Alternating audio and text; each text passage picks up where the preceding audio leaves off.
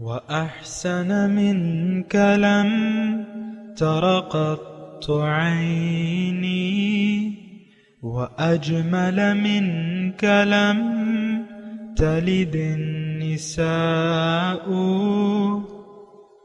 خلقت مبرأ من كل عيب خلقت مبرأ من كل عيب كأنك قد خلقت كما تشاء كتاب أنزلناه إليك مبارك ليدبروا آياته وليتذكر أولو الألباب۔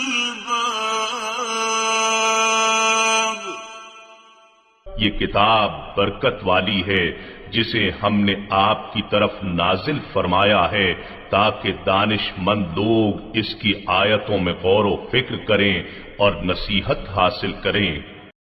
اللہم صلی علی سیدنا محمد وعلی آل سیدنا محمد بعدد کل ذرۃ مئۃ الف الف مرۃ۔ سامعین و ناظرین اکرام، السلام علیکم ورحمۃ اللہ وبرکاتہ۔ سامعین اکرام، سورہ طور آیت نمبر 1 حصہ اول۔ آج کا موضوع، کیا ہمیں یوم آخرت پر یقین ہے؟ اس کے ساتھ آج کے سبق کا آغاز کرتے ہیں۔ سب سے پہلے گزشتہ سبق کا اعادہ ہوگا۔ وَمَا خَلَقْتُ الْجِنَّ وَالْإِنسَ إِلَّا لِيَعْبُدُونَ، اور میں نے جنات اور انسانوں کو صرف اسی لیے پیدا کیا کہ وہ میری بندگی اختیار کریں۔ مَا أُرِيدُ مِنْهُمْ مِنْ رِزْقٍ وَمَا أُرِيدُ أَنْ يُطْعِمُونَ، نہ میں ان سے رزق یعنی کمائی طلب کرتا ہوں اور نہ اس کا طلبگار ہوں کہ وہ مجھے کھانا کھلائیں۔ إِنَّ اللَّهَ هُوَ الرَّزَّاقُ ذُو الْقُوَّةِ الْمَتِينُ، بے شک اللہ ہی ہر ایک کا روزی رساں ہے، بڑی قوت والا ہے، زبردست مضبوط ہے، اسے کسی کی مدد و تعاون کی حاجت نہیں۔ فَإِنَّ لِلَّذِينَ ظَلَمُوا ذَنُوبًا مِثْلَ ذَنُوبِ أَصْحَابِهِمْ فَلَا يَسْتَعْجِلُونَ، بس ان ظالموں کے لیے بھی حصہ عذاب مقرر ہے، ان کے پہلے گزرے ہوئے ساتھیوں کے حصہ عذاب کی طرح، سو وہ مجھ سے جلدی طلب نہ کریں۔ فَوَيْلٌ لِّلَّذِينَ كَفَرُوا مِن يَوْمِهِمُ الَّذِي يُوعَدُونَ، سو کافروں کے لیے ان کے اس دن میں بڑی تباہی ہے جس کا ان سے وعدہ کیا جا رہا ہے۔ سامعین کرام، سورہ طور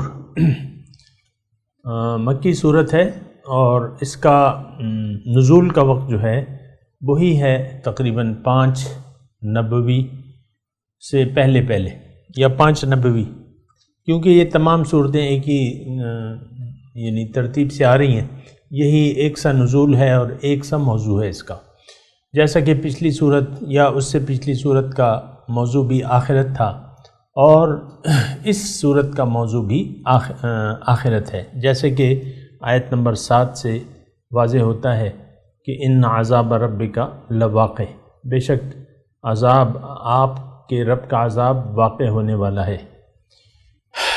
تو دیکھیں سامعین کرام، آخرت ایک ایسا عقیدہ ہے جس کے بارے میں ہمارا ایمان اور مشرکوں کا ایمان برابر ہے۔ وہ بھی آخرت کو تسلیم نہیں کرتے تھے قولاً اور عملاً، ہم میں صرف فرق یہ ہے کہ قولاً تو ہم تسلیم کرتے ہیں، وبالآخرۃ ہم یوقنون، یعنی وہ کہتے ہیں نا کہ وہ ایمان مجمل میں اور ایمان مفصل میں ہے۔ والیوم الآخرۃ آخر والبعث بعد الموت، ہم کہتے ہیں زبان سے لیکن عملی طور پہ نہیں کہتے یعنی عملی طور پہ ہمارا وہی رویہ ہے جو ان کافروں کا تھا کہ ان ہی الا حیاتنا الدنیا نموت و نحیا وما کننا بمبعوثین، کہ یہی زندگی ہے اور مر رہے ہیں جی رہے ہیں، اس کے بعد کوئی زندگی نہیں ہے۔ تو عملی طور پہ بھی ہم بعث بعد الموت سے عملاً انکاری ہیں سامعین کرام، اور جزائے اعمال کے دن سے بھی غافل ہیں، بلکہ اس سے انکاری ہیں عملاً، اور کوئی خوف نہیں ہے نہ دوزخ کا، اور نہ کوئی امید ہے جنت کی، نہ جنت اور دوزخ پہ بھی ہمارا یقین ہے کہ وہ تیار ہیں اور ہمیں اس میں ان دونوں میں سے ایک میں جانا ہے، یہ ہمارا یقین ہرگز نہیں ہے۔ یہ باتیں میں اس لیے کر رہا ہوں سامعین کرام کہ دیکھیں میں بیٹھا ہوں، آپ سن رہے ہیں، تو اس کا یہ مطلب نہیں ہے کہ میں آپ پہ اول تو میں کوئی عالم نہیں ہوں، عام سا آدمی ہوں، اور بس اتنا ہے کہ میں نے اپنے بزرگوں سے جو تعلیم قرآن کی حاصل کی ہے یا ان کی صحبت میں بیٹھا ہوں وہ آپ تک پہنچا رہا ہوں، بس اتنی سی بات ہے، اور یہ ایک خیر کی بات ہے، کیونکہ حضور صلی اللہ علیہ وسلم نے فرمایا کہ اللہ تعالیٰ اس بندے کو تر و تازہ رکھے جو میری ایک بات کو سنے اور آگے پہنچا دے۔ تو بہرحال ایک ذمہ داری بھی ہے سامعین کرام، کیونکہ جو بھی آپ کے پاس علم ہے اگر آپ دوسروں تک نہیں پہنچائیں گے تو آپ مجرم ہوں گے، یہ بات بھی ذہن میں رکھیں۔ میں آپ سے بھی مخاطب ہوں، آپ کو اگر ایک سمجھ میں بات آتی ہے اس درس سے یا کہیں اور سے تو آپ اس کو آگے خود اس کو قبول کریں، ایک سچی بات خود اس کو قبول کریں اور دوسروں تک پہنچانے کی حد الوسع کوشش کریں، خاص طور پہ اپنی اولاد اور جو آپ کے قریبی دوست ہیں، رشتہ دار ہیں، بہن ہے، بھائی ہے، جو بھی آپ سے بن پڑتا ہے۔ فذکر فإن الذکر تنفع المؤمنین، یہ ہم نے گزشتہ صورت میں یہ ہدایت ہے کہ تم نصیحت کرو کیونکہ نصیحت مومنوں کو فائدہ دیتی ہے۔ تو اس صورت کے آغاز سے پہلے میں آپ کو یہ بات کہوں کہ جہاں یہ آخرت کے مضامین ہیں، یہ نہ سمجھیں کہ یہ 5ویں نبوی اس کا شان نزول ہے اور وہ لوگ جانیں اور یہ آیات جانیں، نو، یہ ہمارے لیے ہے۔ اس کی وجہ کیا ہے میں نے آپ کو بتا دی کہ ہم میں وہی صفات پائی جاتی ہیں، کافرانہ صفات اور مشرکانہ صفات پائی جاتی ہیں۔ بعث بعد الموت پہ ہمارا بھی یقین نہیں ہے، دوسری زندگی پر ہمارا یقین نہیں ہے، کیونکہ دیکھیں یہ میں باتیں کر رہا ہوں، آپ کوئی شک و شبے میں نہ پڑیں کہ یہ کوئی انوکھی باتیں کر رہے ہیں، ایسا نہیں ہے۔ میں یہ کہہ رہا ہوں کہ آپ اور میں خود اپنے آپ کا احتساب کریں، جائزہ لیں کہ ہمارا رخ دنیا کی طرف ہے کہ آخرت کی طرف ہے، اللہ ہمارا مقصود ہے کہ دنیا ہمارا مقصود ہے۔ اگر اس سوال کا جواب میں آپ سے پوچھوں تو یقیناً آپ میں سے جو سمجھدار ہوگا وہ یہی جواب دے گا کہ ہاں، بلا شک و شبہ ہمارا رخ جو ہے وہ دنیا کی طرف ہے، دنیا ہی ہماری منزل ہے، دنیا ہی ہماری کامیابی اور ناکامی کی بنیاد ہے۔ ہم زندگی گزار رہے ہیں تو دنیا میں کامیابی کے لیے، اخروی کامیابی کے لیے کوئی زندگی نہیں گزار رہا۔ یہ جو ہم نے دین اپنایا ہے نا سامعین کرام، یہ جو نماز روزہ وغیرہ ہم کر رہے ہیں، یہ دیکھیں ایک تو یہ ہمیں ورثے میں ملی ہیں، یہ چیزیں ورثے میں ملی ہیں۔ ہمارے باپ جو ہے یہودی ہوتے تو ہم بھی یہودی ہوتے، عیسائی ہوتے وہ عیسائی ہوتے تو ہم بھی عیسائی ہوتے، وہ ہندو ہوتے تو ہم بھی ہندو ہوتے۔ آپ دیکھیں ہندوستان ہمارا، یہاں بھی ہندو ہیں لیکن وہاں اکثریت ہے، ہندو کے گھر میں پیدا ہونے والا بچہ لازمی طور پہ ہندو ہوگا۔ اب دیکھیں انہوں نے، یعنی آپ یہ بات سن کے شاید حیران نہ ہوں کہ ان میں سے اکثریت اپنے یعنی کتابوں سے، اپنے دین سے بے خبر ہے۔ کیا دین ہے بھئی؟ ہمیں تو پتہ نہیں، بس ہندو ہمیں کہتے ہیں۔ اسی طرح ہمارا ہے، کیا دین ہے بھئی؟ دین اسلام کا مقصد کیا ہے؟ قرآن کی دعوت کس طرف ہے؟ رسول کا درجہ کیا ہے؟ ہمارے لیے ان کی کیا حیثیت ہے؟ ان کی دعوت کیا ہے؟ کس طرف وہ دعوت دیتے ہیں؟ نو، اس کوئی سوال کا جواب نہیں۔ پھر اگر آپ یعنی آپ پوچھیں، آج امت مسلمہ کی میں بات کر رہا ہوں، میں اپنی اور آپ کی بات کر رہا ہوں، کہ اگر آپ مجھ سے پوچھیں، مجھ سے میری مراد آج کے معاشرے کی کسی بھی فرد سے پوچھیں کہ تمہاری حقیقت ہے کیا، وہ اس سوال پہ آپ کے چہرے کو تکنے لگے گا کہ یہ کیسا سوال کیا ہے، کہ تمہاری حقیقت کیا ہے، کیونکہ اس کو تو اپنی اصلیت کا تو پتہ ہی نہیں ہے کہ میں ہوں کون۔ اسی طرح ہم میں سے بہت سے لوگ اپنی حقیقت کے بارے میں آگاہ نہیں ہیں، پھر ہمیں اپنی منزل بھی معلوم نہیں ہے، اپنا مقصد حیات بھی نہیں۔ یہ جو ہم دین پہ عمل پیرا ہے نا سامنے کرام، ایک تو یہ ہے کہ میں نے آپ کو یہ بتایا کہ یہ جس گھر میں ہم پیدا ہوئے تو مجبوراً ہمیں مسلمان کہلانا پڑ رہا ہے۔ ہم یہ نہیں کہہ سکتے کہ بھی میں ہندو ہوں، کیونکہ نہ ہندوازم کے بارے میں ہم جانتے ہیں، نہ اسلام کے بارے میں ہم جانتے ہیں۔ یہ عام ہمارا مسئلہ ہے، ہمارا مقصود دنیا ہے اور دنیا ہی کی طرف ہمارا رخ ہے۔ اللہ تعالیٰ بطور مقصد حیات ہمارا مقصود نہیں ہے، بطور منزل اللہ ہماری منزل نہیں ہے۔ اللہ کی ملاقات، اللہ کی معرفت، اللہ کا قرب، اللہ کا دیدار، سبحان اللہ، یہ اس کا ہمیں کوئی ہوش ہی نہیں کہ یہ کیا چیز ہے۔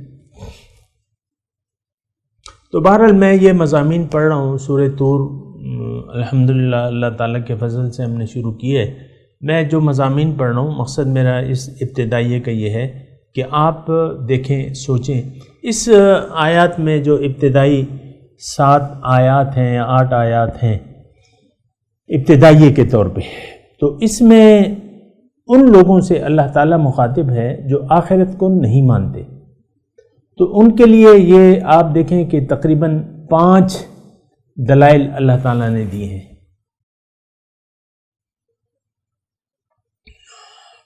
یعنی 5 دلائل ہیں: طور، کتاب، کعبہ، اونچی چھت اور سمندر، معجزن سمندر، یہ 5 اس میں دلائل ہیں۔ وَالطُّورِ وَكِتَابٍ مَّسْطُورٍ، پہلے میں تھوڑا سا چاہتا ہوں میں ترجمہ کر دوں آپ کو تاکہ آپ کے ذہن میں ہو یہ مضمون۔ وَالطُّور، قسم ہے طور کی، پھر اس کی تفصیل انشاءاللہ کریں گے۔ وَكِتَابٍ مَّسْطُور، لکھی ہوئی کتاب، فی رق منشور، کشادہ ورقوں میں، والبیت المعمور، اور آباد گھر، والسقف المرفوع، اونچی چھت کی قسم، اور جوش مارتے ہوئے سمندر کی قسم۔ ان عذاب ربک لواقع، بے شک تمہارے رب کا عذاب جو ہے وہ یقیناً واقع ہونے والا ہے۔ تو سامعین کرام، یہ سارے مضامین ہیں اور اس کو آپ نے دیکھنا ہوگا، میں نے بھی دیکھنا ہوگا اور سمجھنا ہوگا۔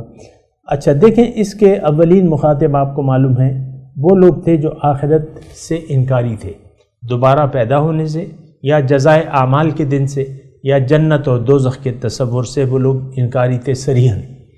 ہے ہاتھ، بڑی دور کی بات ہے، لم توعدون، یعنی یہ تو ہو ہی نہیں سکتا کہ جب ہم مٹی ہو جائیں، بوسیدہ ہڈیاں بن جائیں ہماری، دوبارہ اللہ تعالیٰ ہمیں زندہ کرے، یہ ہو ہی نہیں سکتا۔ قالوا ھذا شیء عجیب، یہ کہتے تھے نا، ابھی ہم نے سورہ قاف میں پڑھا ہے، یہ تو بھائی بڑے عجیب بات ہے۔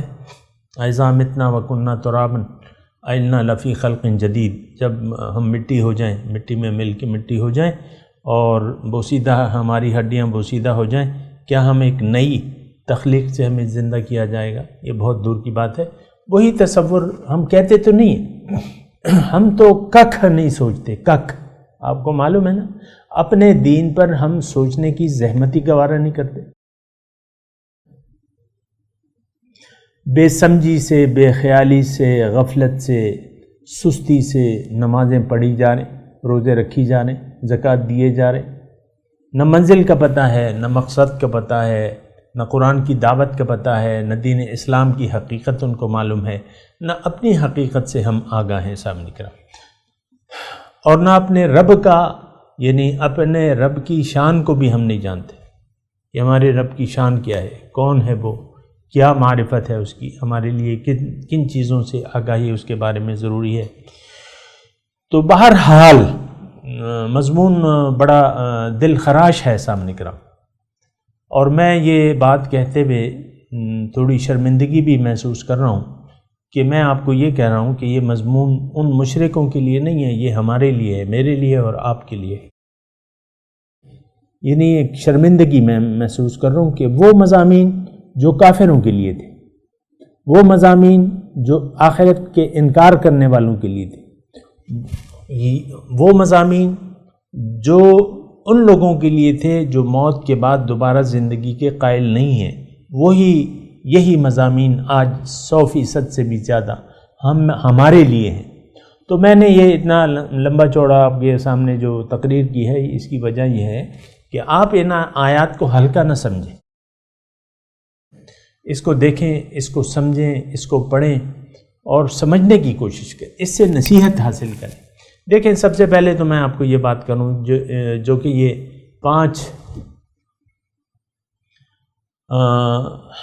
پانچ جو چیزیں ہیں، اس کا تعلق ظاہر سے ہے،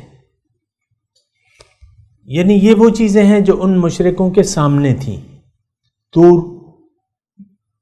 کتاب اور کشادہ ورقوں پر لکھی گئی، اور بیت المعمور، آباد گھر، سقف المرفوع، اونچی چھت، آسمان، والبحر المسجور، اور جوش مارتے ہوئے سمندر۔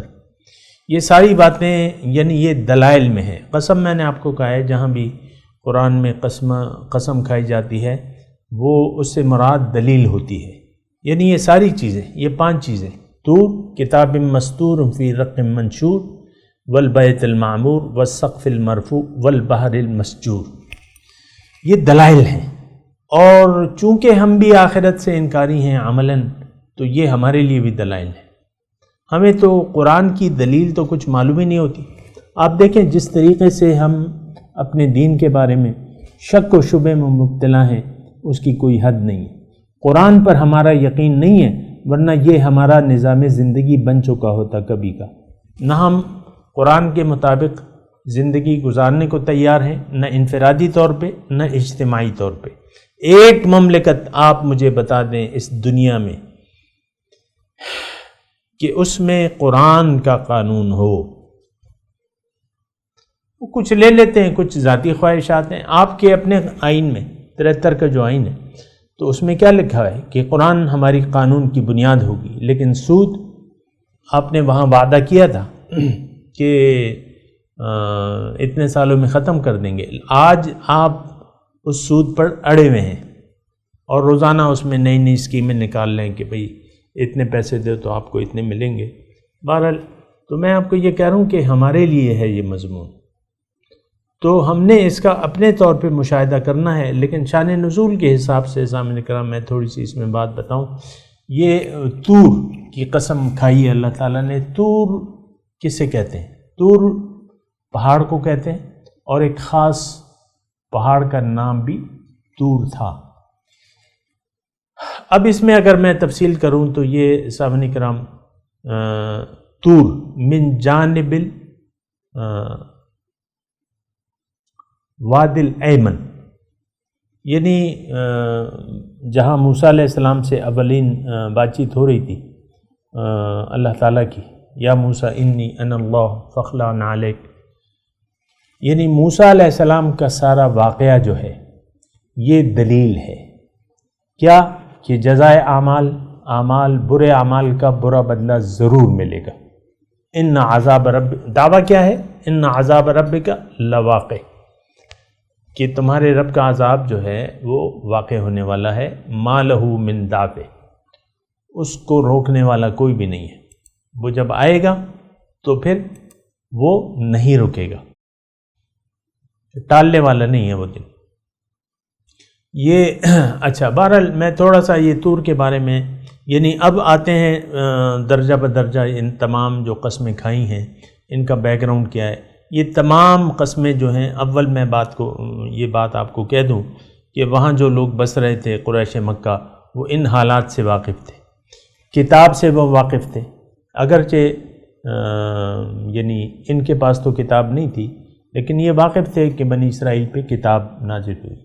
یہ اس سے بھی واقف تھے کہ طور کا واقعہ جو ہے وہ بنی اسرائیل سے تعلق رکھتا ہے، کتاب سے واقف تھے، اس طور پہاڑ سے واقف تھے، والبیت کیونکہ یہ تو سے چلے آ رہے تھے، اور بیت المعمور آباد گھر تو ان کے مکے میں تھا، والسقف المرفوع، اس کی ہم انشاءاللہ تشریح کریں گے اللہ تعالیٰ کی توفیق سے، لیکن کیا اونچی چھت، والبحر المسجور، اور ٹھاٹے مرتبہ، تو وہ تجارت پیشہ قوم تھی، یہ تمام چیزیں جو ہیں ان کے سامنے تھیں.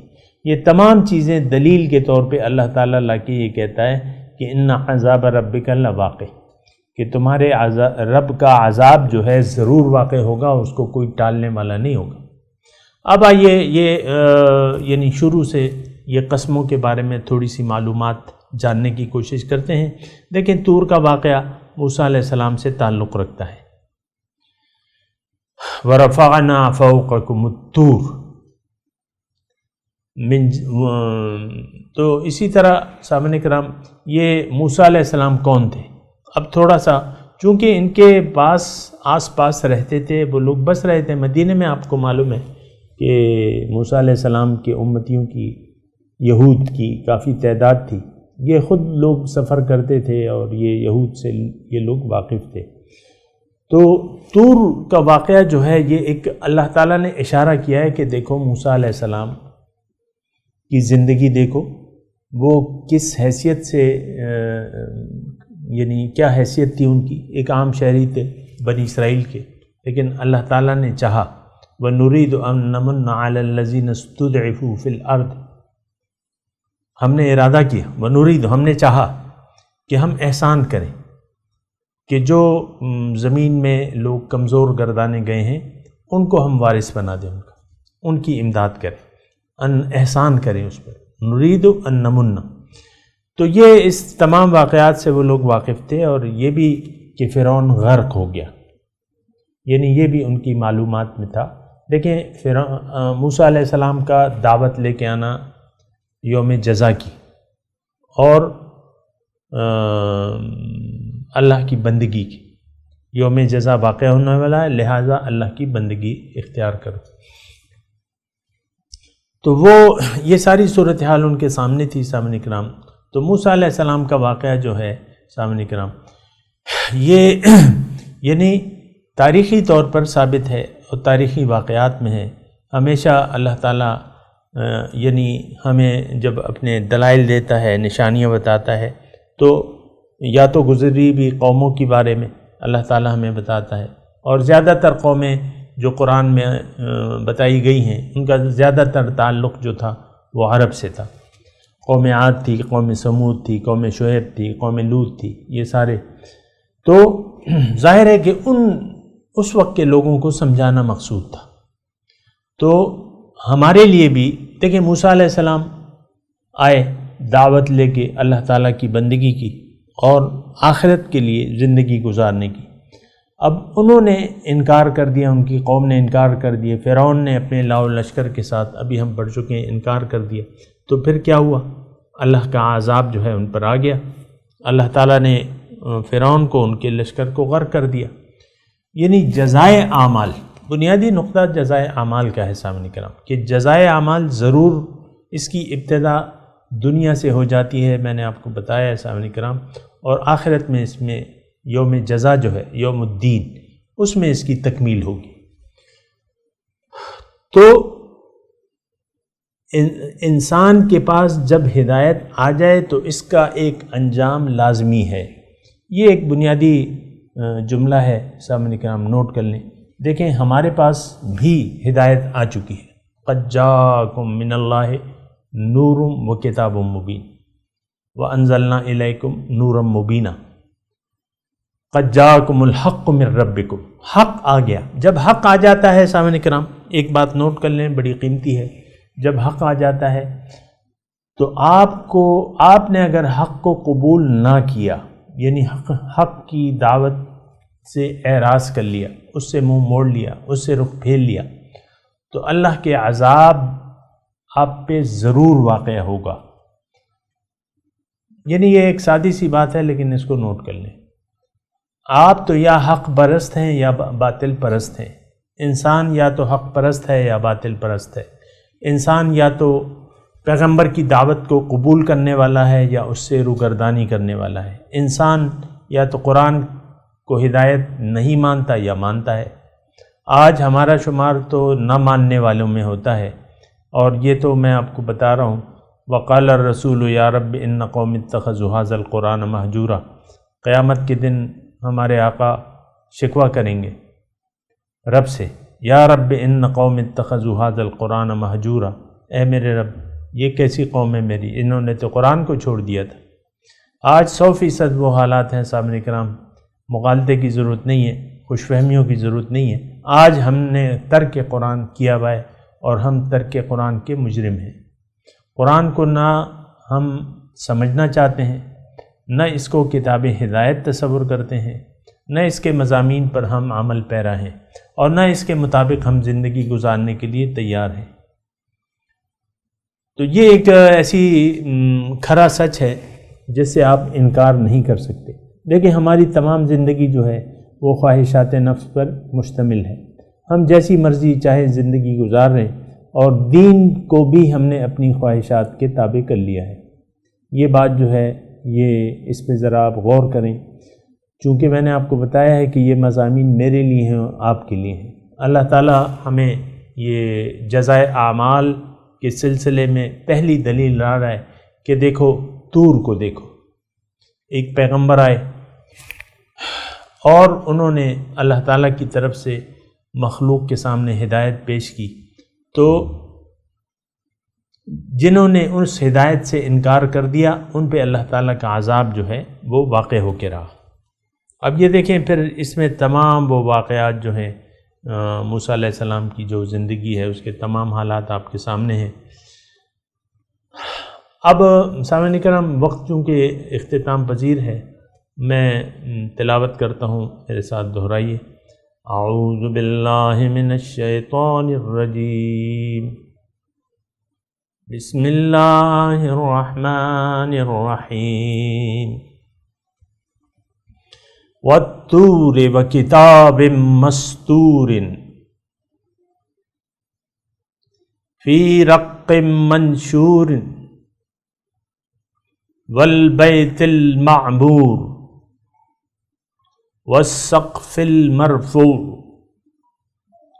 والبحر المسجور ان عذاب ربک لواقع ما له من دافع۔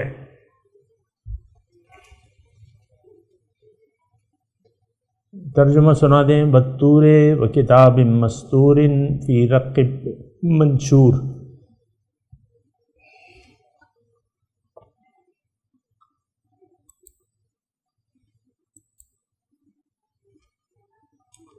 والطور، طور کی قسم، وکتاب مستور، لکھی ہوئی کتاب، فی رق منشور، کشادہ ورقوں میں، والبیت المعمور، آباد گھر کی قسم، والسقف المرفوع، اور اونچی چھت کی قسم، والبحر المسجور، اور جوش مارتے ہوئے سمندر کی قسم، ان عذاب ربک لواقع، بے شک آپ کے رب کا عذاب واقع ہو کے رہے گا، ما لہ من دافع، اس کو کوئی ٹالنے والا نہیں ہے۔ اب ان آیت کی تلاوت اور ترجمہ سنتے ہیں۔ بسم اللہ الرحمن الرحیم۔ In the name of God, the gracious, the merciful. والطور By the Mount, وكتاب مسطور and a book inscribed في رق منشور in a published scroll, والبيت المعمور and the frequented house, والسقف المرفوع and the elevated roof, والبحر المسجور and the seething sea. إن عذاب ربك لواقع The punishment of your Lord is coming, ما له من دافع۔ there is nothing to avert it. سامعین اکرام، اس کے ساتھ ہی آج کے درس کا وقت اختتام کو پہنچا۔ اگلے درس میں انشاءاللہ ملاقات ہوگی۔ وآخر دعوانا ان الحمدللہ رب العالمین، والسلام علیکم ورحمۃ اللہ وبرکاتہ۔